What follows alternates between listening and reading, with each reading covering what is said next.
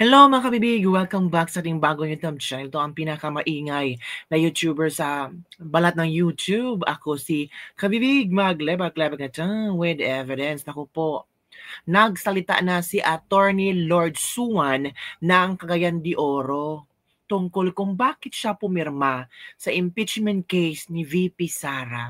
At isa siya sa nagpa-impeach kay VP Sara sa House of Representatives. Parang ang hirap daw gawin nung pumirma. Pero yung explanation niya, ito kasi ang sinabi ni ito yung konteksto ng kanyang sinabi. Kung di tayo makisama sa administrasyon o sa majority, magiging oposisyon. Ngayon, pag nasa oposisyon tayo, mahina na tayong humingi ng additional budget. Naku po, budget din pala ang rason kung bakit pumirma siya. Kung i-analyze mo ang kanyang statement ba na kung magiging oposisyon tayo, mahihirapan tayo or mahihiya tayong humingi ng additional budget. Para saan yung budget? Every year may budget ang distrito mo. 'Di ba? At bakit nagawa ng ibang kongresista na hindi pumirma sa impeachment case ni VP Sara? So it means kaya nilang tumayo, kaya nilang palaguin ang kanilang distrito na hindi humihingi ng additional budget, mga kabibig. At anong klaseng additional budget ba ito? Ito ba yung na-mention ni Mayor Mabilong ng Baguio City na 777? Nako, ewan ko ba, kabibig? So, mga kabibig, kayo na ang bahalang makinig sa explanation ni Attorney Lord Suwan. Lord pa naman pangalan niya, no? So, dapat, dapat blessed. So, mga kabibig, yung interview niya is in Bisaya. So, every now and then, ipopost ko, lalo na sa ating mga kabibig dyan na mga Taga-Luzon at ibang parte ng Pilipinas na hindi makaintindi ng Bisaya, ipopost ko ang interview at i-try ko na i-translate ng Tagalog para sa inyo. Okay lang ba sa inyo yan? Huwag kayong magalit ha. Huwag sabihin yung ako, pa lang. Hindi naman. So, eto kabibig, manood tayo kabibig ha. Wait for our share screen ko para meron tayong mapapakinggan. Ito, 3 minutes something siya. Ito kasi ang inabi, ito na. Wait muna. Brigada Aris nga pagbotar na ako og yes aning impeachment nga grabe ang batikos dagan kay masuko sa ako kay ilang tan-aw nga. Wait muna. Masyado siyang ito na ito. Ito. Let's begin na. Kabalo na ko daan Brigada Aris na pagbutar na ko og yes aning impeachment. So alam ko na Brigada Aris kasi in-interview siya sa Brigada News, I think so. So alam niya na nung magpirma siya o nag-yes siya sa impeachment, ay meron talagang batikos na haharapin niya. Ito na. Ang Brigada Aris nga pagbotar na ako og yes aning impeachment nga grabe ang batikos dagan kay masuko sa ako kay ilang tan-aw nga gitalikdan nako ang Vice Presidente. So sabi niya, alam ko Aris na kung pipirma ako sa impeachment ni VP Sara ay maramdaman ko or talagang may maraming mabatikos sa akin kasi feeling nila tinalikuran ko na si VP Sara. Sa tinuod lang hangtod karon taas pagyapon ang ako ang respeto sa mga Duterte. Sabi niya, sa totoo lang, mataas pa rin ang aking respeto sa mga Duterte. Aris. Onya bugati kay ni nga desisyon sa ako dili ni sayon sama sa ingon ka ganina na kung dili pud ta ani mo duyog sa administrasyon ug sa majority mahimo na tag opposition. Onya kung naa na ta sa opposition makaha na gitaan na og pangayo og additional na budget. So if ever hindi ka sasayaw, if ever hindi ka maging kakampi ng administrasyon ngayon, magiging opposition ka na. Pag opposition ka na, mahihiya ka na humingi ng budget. So, the common denominator of all this thing is the budget.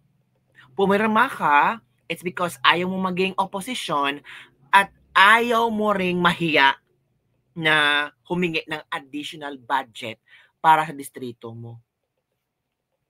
Yun ang reason, mga kabibig. So let's move on.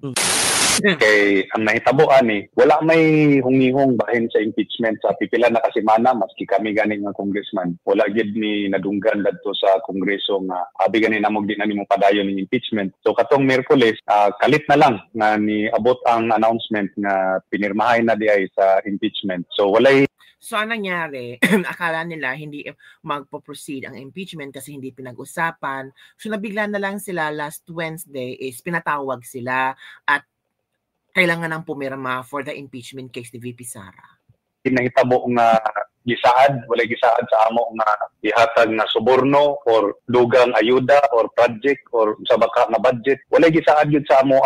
So, walang promise sa amin na additional budget or project or ayuda, basta pirma ka lang. Brigada Aris, daritso na lang ni pirma sa amo ang pangalan dadto kung mobutar ba mig yes or mobutar og no. Pero ang tinuod yun ani og walay hulga og walay gisaad na kung unsa man gani ihatag. Pero tungod kay politika man gud ni sa Brigada Aris, kabalo na ta na kung dili ta mo duyog sa majority, kung dili ta mo duyog sa administrasyon, tama na kita sa minimum nga budget ani kina. So, alam mo, Brigada Aris, this is politika. So, if hindi ka sasayaw sa administrasyon, is mahihirapan ka talaga sa budget. So, it means the impeachment is politically motivated. The impeachment is, sabi niya, hindi kami forced or nobody ever forced us to sign the petition. Pero kung hindi ka sasayaw para sa administrasyon, ay mahihirapan ka talagang kumuha ng additional budget. So it means, yung mga pumirma dyan, posibleng ayaw sa impeachment, pero iniisip nila ang kapakanan ng kanilang distrito na baka walang makuhang budget or baka hindi makahingi ng additional budget. Yun ang iniisip ng mga ibang kongresista dyan, mga kabibig. So it's all about akak ba or tingog ba? Well, Representative Lordan Suwan, hindi naman siya nagsabi kung meron bang additional budget or additional ayuda na ipinangako. Wala. Kundi pumirma sila doon. Ang rason naman ni Lordan is mahirap maging oposisyon sa administrasyon. Maginay budget matag congressman. So medyo maglisod na ta na kung naa na ta sa opposition. Mo na mahitabo ana naa na ta sa opposition. So mataha na ta na og pangayo og kanang pangtabang sa katawhan. Labi na kaning mangayo bitaw og pang-hospital, mga inana. Kung naa na ta sa opposition, murag akong tanaw ana, medyo lisod na nga mangayo patag additional nga mga pabor. Okay. So sabi niya is kung nasa opposition ka, yes, may budget ka, pero mahirap naman kung hihingi ka ng additional budget, lalo na sa mga pangangailangan ng tao, lang yung katulad ng pang-hospital or kung nasa opposition ka, mahihirapan ka talagang humingi ng additional budget. I think that's the reality, mga kabibig. So, yung pumirma is, tama nga ang sinabi ni VP Sara, it's politically motivated. Diba? Hindi yung sincero ka, binasa mo yung impeachment grounds, talagang binigyan ka ng ilang days, basahin na impeachment ground at pumirma ka, it's because you believe na dapat ma-impeach VP Sara. Pero hindi pala ganon.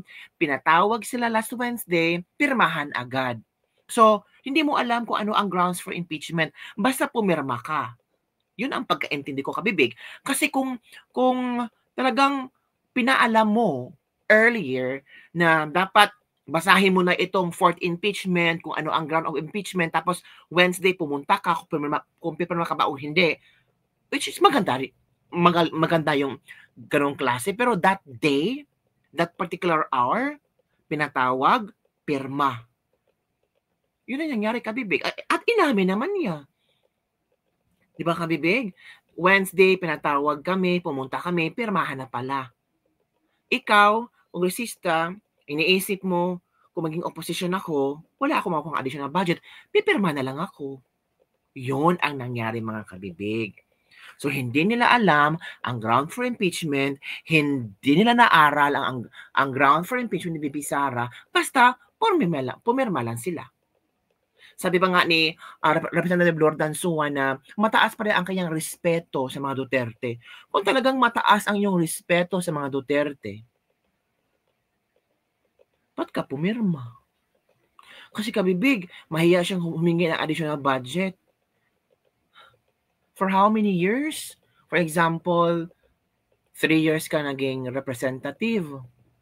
Hindi ba makakatayo ang distrito ng Cagayan de Oro City? Hindi ba pwedeng maghanap ka ng programa na kung saan makakagain ito ng more taxes sa distrito mo, tapos lalago ang distrito mo? Ang sabi ng iba, pumirma kasi it's because of the additional budget. Iniisip mo ang additional budget para sa distrito mo. Pero yung moral mo sa pagiging congressman, parang question ng mga tao. Based on the context nga ako nasabtan, correct me if I'm wrong, nga maglisod na tagpangita pangayo pag additional nga tabang para sa itong katawhan kung nata sa oposisyon. Sakto akong pagsabot kong. In a sense, posible na siya Brigada Aris kay kung mahimo mo gitag oposisyon, sud na siya nga situation. Kanya wala man po tagihulga agud.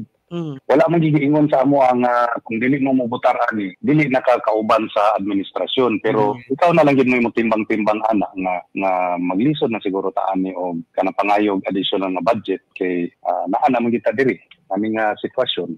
So kung simbakog mangayo tag additional unya nahutdan na kay gihatag na sa mga kaalyado or sa bakang mahitabo. So wala ko nag-ingon ha, laro na ko, wala ko nag-ingon nga siruhan mig budget kay wala giingon ana ang liderato sa house unya sa akong tan-aw dili man po na nila buhaton, pero dili na kita makahatag siguro og maximum aning hinabang sa ato ang mga constituents kung posible na siya nga dili na ta makahatag og maximum kung naa na ta sa opposition. Wa ba ka natandog, wa ba ka nahadlok nga makaapekto ni sa imong posibleng pagpapili? Hindi ka ba natakot na makakaapekto ito na tatakbo ka ulit bilang kongresista sa 1st District ng Cagayan de Oro City?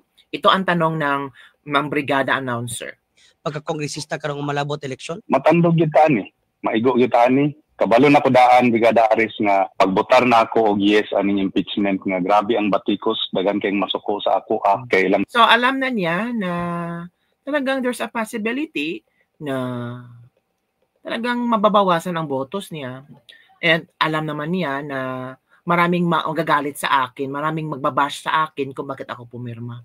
So talagang once nang pumirma siya, i-embrace na niya ang consequences. Tanaw nga gitalikdan nako ang Vice Presidente. Sa tinuod lang hangtod karon taas pagyapon ang ako ang respeto sa mga Duterte Brigada. Sabi ng ibang tao na parang tinalikuran ko na ang mga Duterte, pero sa totoo lang mataas pa rin ang respeto ko sa mga Duterte. Sabi ni Cagayan de Oro, Lord Dansuan. Aris. Onya bugati kay nga desisyon sa ako dili ni sayon, pero sama sa amo ang statement nga trabaho mong ginamo ni na kung naay impeachment complaint among lihokon dadto na dayon na sa Senado ang paghukom ni ana. Onya sama sa akong giingon kaganina na kung dili pud ta ani mo duyog sa administrasyon ug sa majority mahimo na tag opposition. Onya kung naa na ta sa opposition makaha na gyud na og pangayo og additional na budget. Yun ang kabibig, yun ang kanyang statement na kung sama sa sinasabi ko, pag nasa opposition na tayo, mahirap na tayong humingi ng additional budget. Kasi baka yung allocation for additional budget is binigay na sa mga nasa posisyon. Yun mga kabibig. Pero hindi sinasabi na nag-zero budget sila ha. Kung pipirma ka mag-zero budget, hindi ganon ang explanation ng kabibig. At walang gulatan, walang sigawan na nangyari para pumirma ka. Ito naman ang mga reaksyon ng ating mga netizen kabibig. Talagang halo-halong reaksyon ng mga netizen mga kabibig. So ito na. Wala ko kabalo unsay sulod sa pastilan, hindi mo alam kung ano ang laman ng article of impeachment, tapos magpirma ka, mura lang na og BICAM report. Hay, so, sabi na isang December. Ito pa, ba't ka pa nag-explain? Huwag ka nang mag-explain kasi iniisip ng mga tao, mukha kang pera. Pinakita mo lang na mas lamang sa'yo ang pera kaysa prinsipyo para sa bayan na kahit mali, sinang-ayunan mo. Edi sana pinangatawan mo na wala kang budget kaysa nagpagamit ka sa gusto nila. Asan ang prinsipyo mo? Pera na lang ba talaga ang important sa buhay ng tao ngayon? From Alex R. Tolentino. From AI de la Cruz, nagpakita lang na makapal ang mukha mo. Hindi kami nangangailangan ng isang rason mo. So, ang aming nakita dito is puro pera na lang. Kaya 0 votes ka sa amin. Kung budget pala ang kinatatakutan mo, ito pa, kay dili man mo kabalo magliquid og tarong, wala ba mo gapasag resibo o dili ninyo malusutan ang BICAM. Huwag yun nang iboto yan. Napakababa pala ng pagkatao niyan, sabi ni Anita. Sinabi lang ni Martin na dagdagan ang budget niya at ayuda is coming, naglag na. Mapagkatiwalaan yung babayan, laglag na rin yan. Yun na nga, ang mga kinatawan na bumoto pabor sa impeachment ni Sara Duterte ay walang kredibilidad dahil kanilang desisyon ay tila na-impluwensyahan ng mga insentibo sa panalapi kaysa mga prinsipyo. Ang kanilang suporta para sa kanyang pag-alis ay tila nagsisilbi sa kanilang sariling interes na posibleng nagpapahintulot sa kanila na magpatuloy sa maling paggamit ng mga pampublikong pondo. Malaki ang hamon ni Sara Duterte sa kanilang mga aktibidad dahil maaring hadlangan ng kanyang pamumuno ang mga tiwaling gawain sa hinaharap. Samantala, nakaunti ang talakayan hinggil sa mga umano'y irregularidad na pumapalibot sa hindi nabilang ng mga alokasyon ng budget na naghahalaga ng bilyong piso, nag-aalala tungkol sa posibleng maling paggamit sa tiwaling opisyal. So yun tikong bibig nga kayo sa BICAM pero sa impeachment, ang bilis yung pumirma. Yan ang mga komento ng ating mga netizens. Yun lang po kabibig ang ating latest lebak-lebak for the day. Ano yung komento tungkol dito? Tama lang ba ang rason ni Lordan Sua ng Cagayan de Oro City na pumirma ako kasi iniisip ko na pag maging opposition ako, mahihiyaan na akong humingi ng additional budget. Don't forget to like, subscribe, and share this video. Bye everyone. See you next time.